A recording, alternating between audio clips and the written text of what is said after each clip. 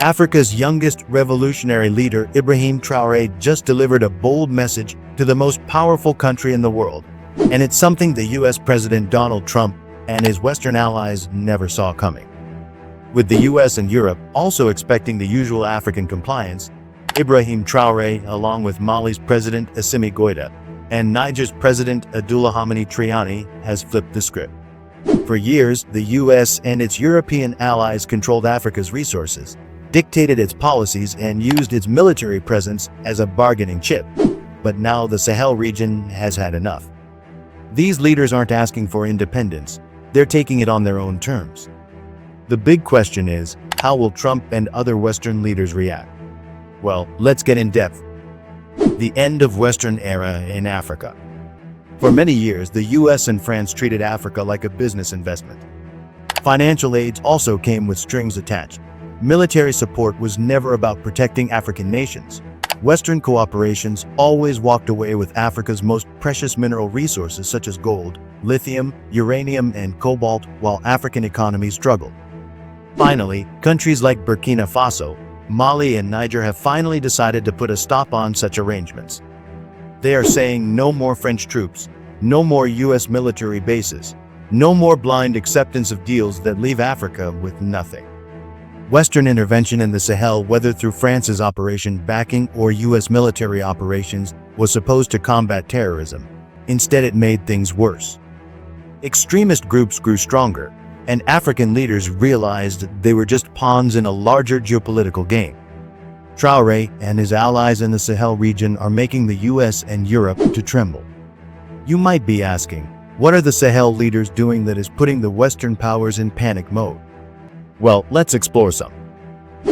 Ibrahim Traore, President of Burkina Faso. When Ibrahim Traore took power in 2022 at the age of just 34 to become the president of Burkina Faso, many underestimated him. A young, fiery military officer leading a nation in crisis, the West expected him to fall in line. Instead, he turned the tables. One of his first major moves was expelling French troops in early 2023. He gave them a clear message. You failed to protect us from terrorists, so we're handling things ourselves. Then came the economic shift. Burkina Faso's natural resources were being drained by foreign corporations, with little benefit for the people. Traore decided enough was enough.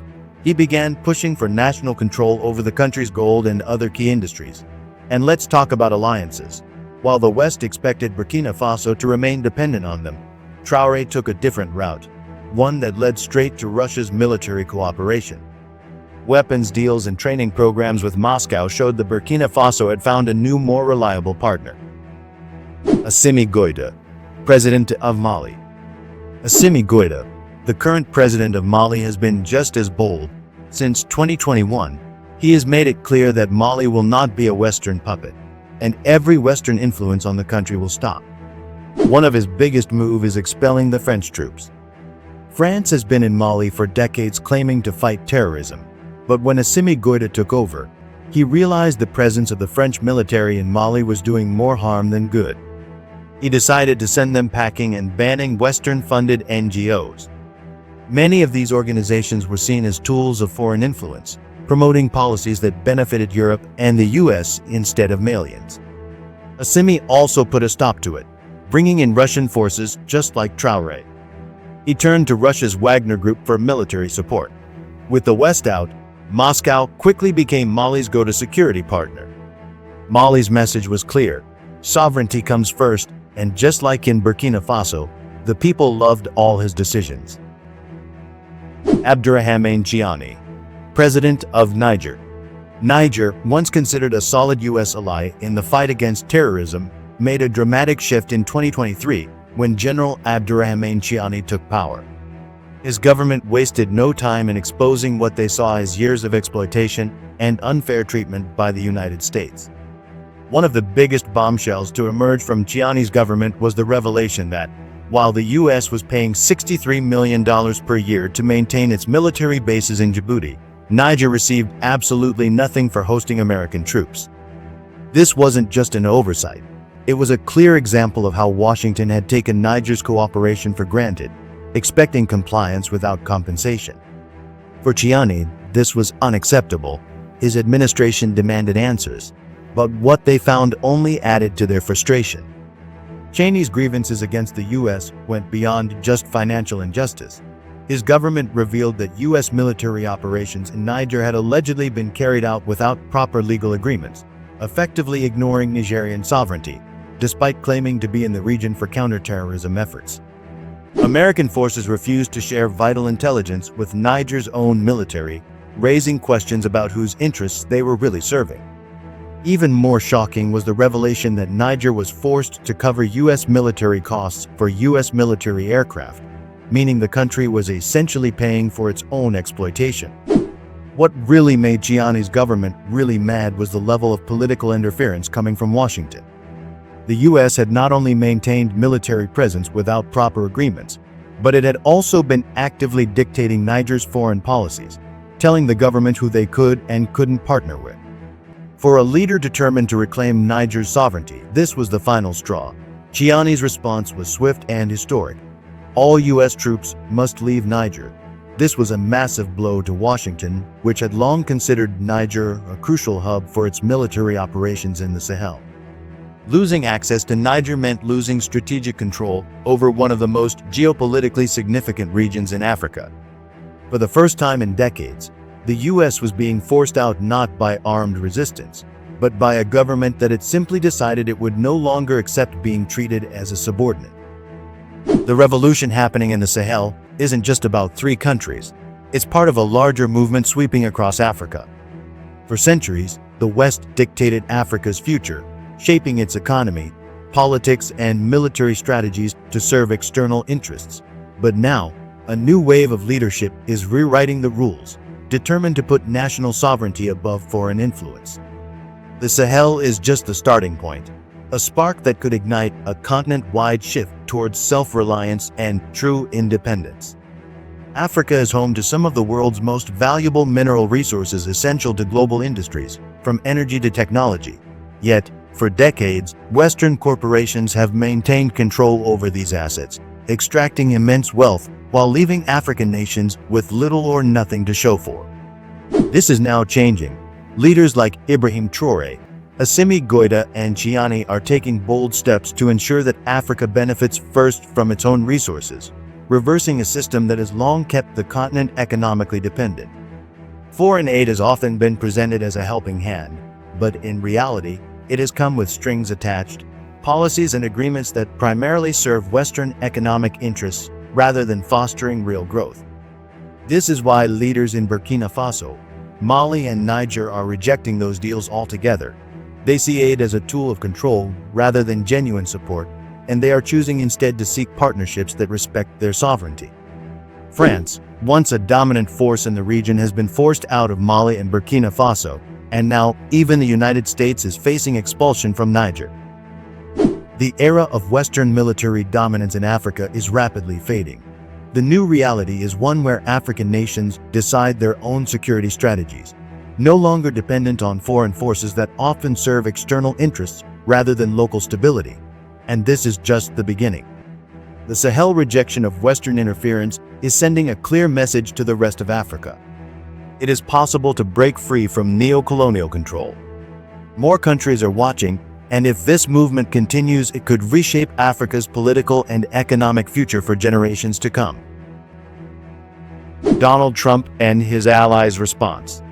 Donald Trump's return to power raises major questions about the future of U.S.-Africa relations, particularly with the revolutionary government of Burkina Faso, Mali, and Niger. Unlike Joe Biden, who promoted multilateralism and democracy, Trump has always favored an America First approach, where foreign policy is driven by economic and security interests rather than ideological concerns. With Sahelian leaders rejecting Western dominance, the U.S. must now decide how to navigate this shifting political landscape. One possible scenario is that Trump takes a pragmatic approach, engaging with Sahelian leaders purely on economic and security grounds. He may be willing to overlook ideological differences if he sees potential for financial or strategic benefits. This could mean new security deals, economic partnerships, or resource-based agreements that serve U.S. interests without the traditional diplomatic conditions attached. However, Given the region's growing alignment with Russia and China, Trump may find it difficult to secure meaningful cooperations. Another possibility is that Trump might attempt to renegotiate terms directly with leaders like Traore, Goita, and Triani. Known for his unconventional diplomacy, he might bypass traditional channels and seek direct engagement. However, these leaders have made it clear that they will not compromise their sovereignty, and any new deal would have to be on their terms, not Washington's. Trump's presidency has always been about making deals, not democracy or maintaining alliances. His America First approach means he's unlikely to waste time trying to push democracy in the Sahel, but he might attempt to renegotiate new agreements. Could Trump use economic pressure to force them back in line? Well, these leaders have already found new allies in Russia, China, and Iran. They no longer need Washington's approval. After the disasters in Iraq and Afghanistan, Trump knows that American voters have no appetite for another foreign conflict. Alternatively, Trump could decide that the Sahel is no longer worth U.S. involvement and withdraw military and economic ties completely. Regardless of his choice, one fact remains undeniable: the Sahel is no longer willing to be a pawn in global power struggles. The Sahelian leaders have made it clear they are charting a new course, free from Western dominance. The geopolitical landscape is shifting, and the world is watching to see how Trump navigates this new reality. No matter how Trump responds, one thing is certain: the Sahel will never go back to being a submissive partner to the West. These leaders have shown that Africa is no longer willing to be exploited. They're not asking for independence. They're enforcing it. They're not seeking permission. They're taking action. The world is watching. The West is losing its grip, and Africa is rising. Is this the beginning of true independence for Africa, or will the West find a way to reclaim control? African leaders can draw inspiration from the resilience and unity of leaders in the Sahel region who are increasingly prioritizing regional cooperation, local resource control, and reduced dependency on Western influence. By embracing Pan-Africanism, investing in homegrown solutions, and asserting sovereignty, Sahel leaders are challenging neocolonial systems and pushing for self-determination. Other African nations can follow suit by strengthening intra-African trade, promoting cultural pride, and investing in education and infrastructure. This shift toward Afrocentric leadership, regional alliances, and collective empowerment can redefine Africa's global position and pave the way for long-term development driven by Africans, for Africans. Thanks for watching this video. Before you leave, give the video a thumbs up and share the video with your friends.